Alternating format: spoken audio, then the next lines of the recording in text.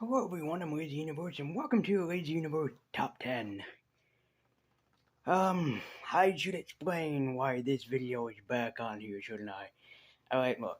If you guys have noticed in my top 10 least favorite Power Ranger episodes, I talked about that there was a copyright claim on that video, and instead of just living with it or until, I can eventually fix it, I decided to redo my top 10 favorite episode, and that means getting this shirt back on, getting this jacket back on, fishing this giant box series back off of my shelf, and getting everything else set up. Because I do not like copyright claim. Usually when copyright claim with me with YouTube, I usually, I have my own ways to get around it, but there are just some times where even, that I accidentally make a mistake, and I think I did when I talked about my top 10 favorite episodes. So, we are going to go back through my top 10 favorite episodes. In case you've been living under a rock for a while, Power Rangers is reaching its 30th year anniversary, and I'm going to be taking a look at my top 10 favorite episodes because my top 10 least favorite episode is already uploaded on the channel. This is just a re-upload. So just to let people know this ahead of time, the jokes I made in that video, which is no longer with us, will probably might not be remembered. I will probably use the same clips that I have used in that review, but I will try to basically just cut corners and make amends with everything that is that happened with that video. So keeping that in mind, I'm gonna go back and look at my top 10 favorite episodes. I can see a lot of people with this video probably going, wait, hasn't he done this before? And then the other half of you guys are just like, yes, he's talking Power Rangers again. So I hope I make you happy either way. You can still tell me your favorite, episodes in the comments down below. Feel free to. I always enjoy seeing them. They don't have to be a top 10. They could be like, top 5 or just your favorite episode. And you can tell me why if you want to too, like what's your favorite reason. So I'm going to try to explain what my reason is for liking these episodes so much. And as always, guys, like, comment, and subscribe, and join me at Twitter with the link in the description down below. And I promise no more uploads until Multi-Movie Monday happens next week. I promise. Although, I always sometimes break my promises. Without further ado, let's dive into my top 10 favorite Power Ranger episodes. At number 10, I have Jud Lynn's first episode, Welcome to Venus Island, that he wrote. And in all honesty, this episode is pretty good, especially as a Tommy episode. While at the beach babysitting, Trini, Kimberly, and Tommy are babysitting a little girl who ends up becoming kidnapped by Lord Zed, because Trini gets Google eyes for this guy. I don't see the gist in it either. Meanwhile, Lord Zed, voiced by Robert Axelrod, gets an idea to rise to Venus Island, a legendary island that every so thousand years rises up from the waters and entraps people upon the island. So he sends Goldar, his lackey, to teleport them away, leaving him a note for Tommy. If Tommy joins Lord Zed, the girl will be unharmed. If he doesn't, harm will happen to her. But first, the Rangers need to find out where the island is, and it's up to Billy to figure out how to do so, and he does so with the use of a weather balloon. Smartest guy uses weather balloon. They find the island, but small problem. Tommy really wants to go, but because his powers are so limited, the team said no. However, Jordan says that it should be Tommy's chance, and Tommy decides that he's going to go. Of course, Lord Zed is just not having it, and so he gets pissed off with the Rangers and summons up his invisible or infutable flytrap monster, or just flytrap monster. For what it's worth, this episode is great as a Tommy episode, really establishing how Tommy is, including the other Rangers end up getting kidnapped, so it's up to Tommy and Trini to end up saving a little girl as best as they can. I even love a moment in here where Tommy tells Trini that he will sacrifice himself to save the girl if it means that she gets another chance, and if he becomes evil again, tell the other Rangers that he's sorry. Again, this is such a great Tommy episode, and I'm surprised that not a lot of people talk about this because it really establishes the hero that Tommy Oliver becomes in a later series. Highly recommended. At number 9, from Season 1, I have the episode Gun Ho, which is a pretty good Tommy and Jason episode, truthfully. While practicing for a championship karate match, Tommy and Jason cannot seem for the life of them to see eye to eye, despite Zach and Billy trying to get them to be, more friends with one another, but they're just not having it. This is kind of similar to a battle that was happening within the realms of the Power Ranger fandom back during the day, and even still to this day, who's better, Tommy or Jason, and this is pretty funny to see happen on screen, truthfully. But things aren't made better when Jason and Tommy start fighting again, and it's up to Trini to tell them the word of gung-ho. Gung-ho. Huh? What? You know, gung-ho. It's Chinese for working together. You have to learn to work together if you guys want to win the Teenager Finals. But things aren't made easier for them when Rita Repulsa decides that instead of sending a monster, she's gonna make some super putties to make them, not work together so much. This episode is not only great for showing the great friendship between Tommy and Jason, both on camera and off camera, it also goes to show why teamwork and why also friendship is so important. Including to get them to try to stop fighting, Zordon sends them to the island of Titanic to get the Super Blasters from Titanic's the Ultra Droid. If you like Tommy and Jason, you will really like this episode. All in all, it's a super great episode for introducing how strong that the bond and friendship are between the two, and it's also a great episode for showing the Titanic's the Ultra Droid before he officially joined the team. Highly recommended for Tommy and Jason fans. From the series of Mighty Morphin Alien Rangers at number 8 is Attack of the 60-Foot Bulk, which is a pretty good iconic episode all in all. The Rangers go to a water park called Splash City where they end up having fun, but they're concerned about the Equation Rangers after they're being dehydrated, but it turns out they are okay and ready for battle another day. But while on this day of fun, Lord Zed and Rita will understand that they are not allowed to have fun at all, as they want to try to send a monster to ruin the day, but they're not sure who that should be. Inspired by the bratty attitude of Bulk and Skull themselves, they decide to use Bulk as the main enemy of this episode. Yeah, I'm serious, Bulk is the main enemy. This episode is directed by Paul Squire, and I gotta say he does a good job at pulling this together, especially the child actor who plays Bulk does a really good job at captivating everything that Paul Squire wanted to have in this, and he does a really damn good job, and thus Lord Zed and Rita turn him into Brat Boy. You can tell that Paul and the rest of the crew was having fun with this episode because once Brat Boy comes involved, it basically becomes a Bulk and Skull skit all throughout the episode. But the Rangers don't want to hurt Brat Boy, they want to turn him back to normal, so it becomes the focus of the episode.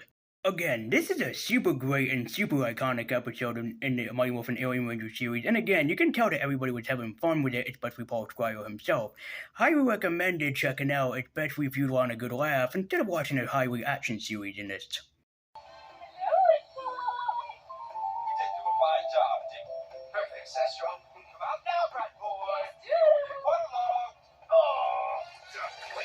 This is such a great, fantastic, and really extraordinary episode, and I highly recommend checking it out if you have the chance, or if you have Mighty Morphin Alien Rangers. It's a super good episode. From Season 1, the birthplace of Jason David Frank's amazing character itself, Green was Evil, the entire five-parter. At a karate tournament, everybody has their eyes on a newcomer of the team, and the newcomer to Angel Grove, Tommy Oliver, played by Jason David Frank, or as he was going back by during the day, Jason Frank. It's also a great episode for showing how good of a martial artist that Jason is connected to Tommy and vice versa, and of course they do have a great sparring match between each other which really should be viewed and checked out.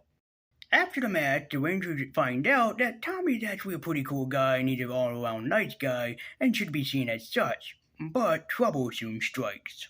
While walking home from school alone, Tommy is attacked by Rita's putties and he also ends up becoming kidnapped by them and turned into Rita's henchman, the Green Ranger.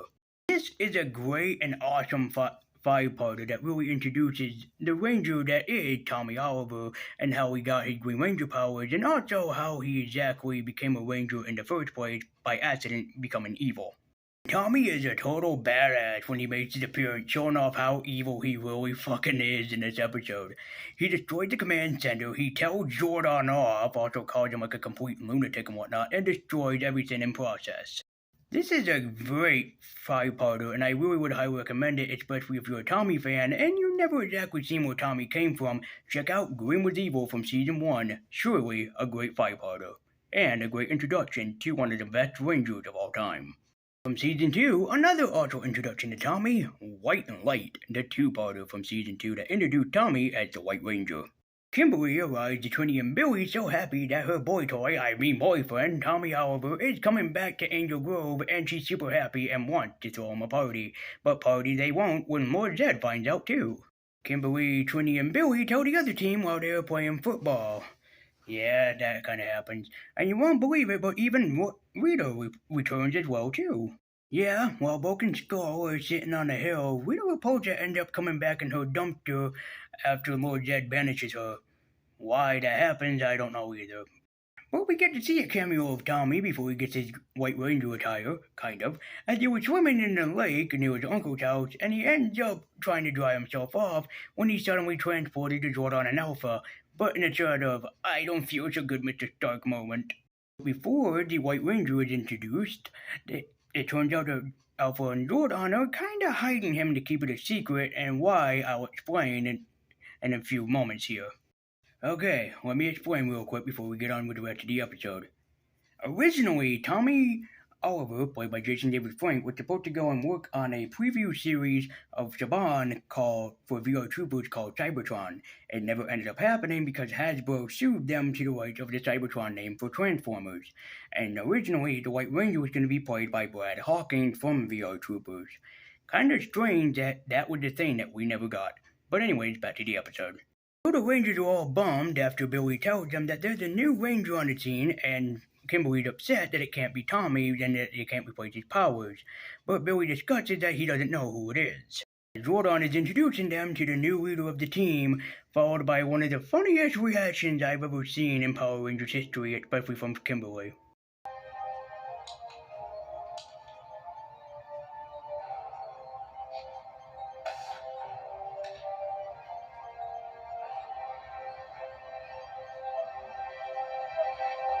If you ever wanted to check out some good old-fashioned White Ranger Tiger Power, I highly recommend checking out White and Light. An iconic episode, a really good episode, and all in all, the introduction to one of my favorite Zords and Megazords of all time, White Tiger. From Season 1, I have the episode where it all began, Day of the Dumpster. This had to be on anyone's top 5 list or top 10. While evil Empress Rita is suddenly unleashed from the moon, she sets her sights on Earth as we see our main hero teaming up and basically working out and doing everything else in between, which is a great introduction for the team. But just like Wizard of Waverly Place, everything is not what it seems, as it soon turns out that an earthquake has hit Angel Grove and the Rangers are teleported to Zordon and Alpha, and even Zordon and Alpha are scared of it too. Day of the Dumpster is an iconic episode because it started the whole franchise off. This is a great episode that should be viewed by anyone and anyone who wants to be noticed Power Rangers and also where it all began. If you want an amazing episode to where this series all began and took off, I highly recommend Day of the Dumpster. Well, not officially have a Day at the Dumpster, but you know what I mean. Enjoy this episode. Highly recommended.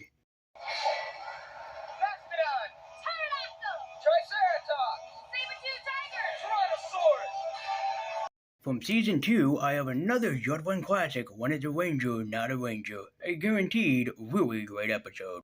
We open up with Adam Park of the Power Ranger team, the new Black Ranger, telling his team a kaleidoscope, which happens to become the main focus of the movie, as Adam teaches them all about a kaleidoscope. It's not long when the Rangers have to attack the putties, and then they find out that Lord Zed is actually behind this, as he's gonna turn the kaleidoscope into a freaking kaleidoscope monster. You heard me. The kaleidoscope monster is made, and then what it turns out, it gives the Rangers amnesia. Billy, Kimberly, and Tommy cannot remember each other for the life of them, but know that they possibly have met at some point in life. If you think that this episode's main focus is on Adam, Aisha, and Rocky because they're brand new Rangers by this point, that's not entirely true, as it will turn out. It turns out also that Bulk and Skull actually find out the Power Rangers' real secret identity, but they were not sure what to do by this point in the episode. Because after everybody gets blasted and have no memory and no recollection of what happened at all, you have 6 teenagers all with amnesia, the episode soon becomes a Bulk and Skull episode. I love One is a Ranger, Not a Ranger because it shows off the real components of Power Rangers, Bulk and Skull, and giving them the limelight in a moment and actually having them save the Power Rangers, which is an awesome moment. Sadly, as to be expected, Bulk and Skull don't remember anything, and so the episode continued as the progress with Lord Zed making his kaleidoscope monster grow even bigger. If you want a great Judd Lynn episode, or if you just want a good episode entirely, One is a Ranger, Not a Ranger, you should definitely check out, especially for Broken Skull, because Zen's the main focus of this episode, and I love these two goofballs with all my heart, and forever. At number 3 is I'm Dreaming of a White Ranger, a play on the popular Bing Crosby song I'm Dreaming of a White Christmas, one of my favorite Christmas songs, mind you. It's Christmas Eve, and all of Angel Grove is getting into the Christmas spirit, hanging up Christmas decorations, decorating the tree, and even more so, trying to cheer up a little girl who's pretty depressed in this episode. But Lord Zed doesn't want the Rangers or kids to have a good Christmas, so he's gonna give them Zed Tops. These will send out a hypnotic signal to have the kids all slave and work under Lord Zed. So, Lord Zed sends Rito to hijack Santa Claus's, North Pole headquarters and have him work for them and slave for them, which is kind of funny when you think about it. So yeah, the whole episode has the Power Rangers team up together with Santa Claus. If that idea alone doesn't get you excited for this episode, then I don't know what will, because aside from being a goofy idea, it's great in execution. Because the Rangers can't morph, so this is actually one of the first episodes that we see where the Power Rangers can't actually morph, they have to do something else entirely to save Santa Claus and his elves, so they have to use their brain. I'm Dreaming of a White Ranger is a fantastic episode that should be viewed by any Power Ranger fans in general, or if you want a good Christmas episode to check out, I genuinely hope that you check out I'm Dreaming of a White Ranger. At number 2 from Season 2, it's the Wannabe Ranger, a really fantastic episode. While playing basketball, Zach comes back from his little brother's birthday party in a gorilla costume for some strange reason. Maybe his brother's in the monkeys, I don't know.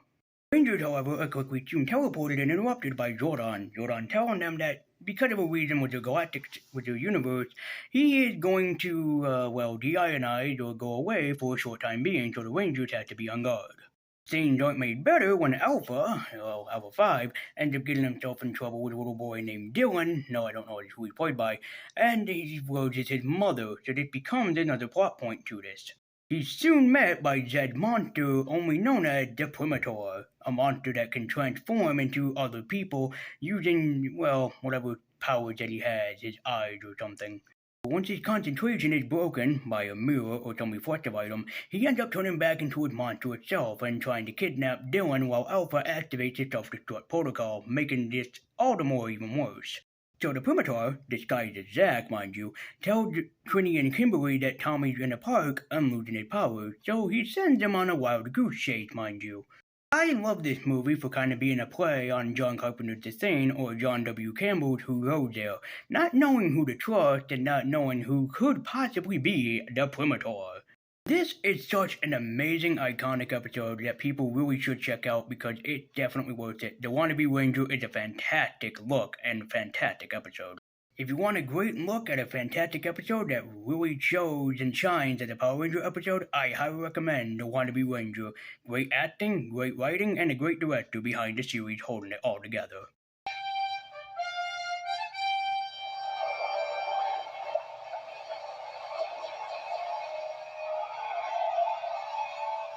And at number 1 from Season 3, Ninja Quest, the entire four-parter. So the Rangers are at a volleyball tournament trying to win the championship for Angel Grove. That means I can actually make one joke that I really wanted to make for a long time here. That's good, I'll have to sing it. I'm playing with the boys. But it turns out Rita's brother, Rita Revolto, ends up showing up, and he kind of makes a ruin of things for the Rangers. Like for one, especially from part 1 to part 2, he destroys the Thunderzords. He outright owns them and destroys them entirely. What an asshole. So Zordless and powerless, the Rangers do not know what to do, but Jordan tells them that they should find the keeper of the power coins and the maker of the Zords entirely, named Ninjor, voiced by Kurt Strauss. They eventually find the secret hidden ninja temple, but they're attacked by the Tangas called Tengus in the Mighty Morphin Power Rangers movie, and yeah, they have to end up fighting them because Power Rangers. They find a way inside the hidden ninja temple, and it turns out that, yes, that this is where Ninjor hangs out. Kind of a beautiful, relaxing place. No wonder why he never leaves home. I wouldn't either if my home looked like this. They end up finding the Blue Ninja himself, voiced by Kurt Strauss, who tells them, "Go away, get riddance, because you're not getting the ninja power," because he was testing them at first. Ninja eventually tells the Rangers that he is going to trust them because they speak with truth in their hearts. They don't want the power for themselves. But this pisses Lord Zed off because now he knows the Rangers will soon be back.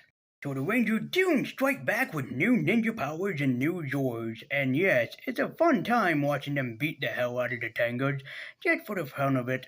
I feel bad for the Tangers though, they deserve better than this. It's not long before Rito is attacking home again as the Rangers have to call upon the new Zords, the Ninja Zords, which is incredible. I love all the Ninja Zords combined, and it's just a brilliant episode and two-parter. If you want a great episode that doesn't necessarily have the Rangers, but if you're a Ninja fan like I am, you will really enjoy this episode for what it's worth, because Ninja Quest is an amazing episode. Highly, highly recommended.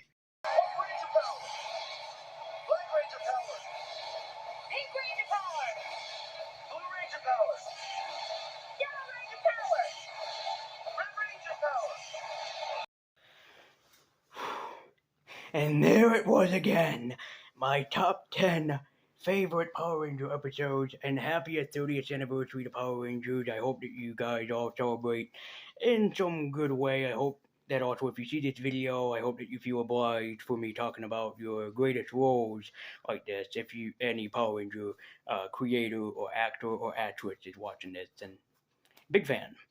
So anyway, thank you guys so much for watching, and also let me know if you agree with my list or not. Have I mentioned one of your favorites? Have I not? And what are some of your favorite episodes? I can't believe I did this. I am all tuckered out. My throat is hurting, but I had a lot of fun in the meantime. It's just going to be a pain in the butt to upload this again. But thank you guys so much for watching. Be sure to take care. Like, comment, and subscribe. Join that Twitter link in the description down below. And I hope to see you next time. Happy 30th anniversary to Power Rangers. And I'll see you on Halloween Heck Day of Multi-Movie Monday on October 3rd. Until then, thank you guys so much for watching. See you next time.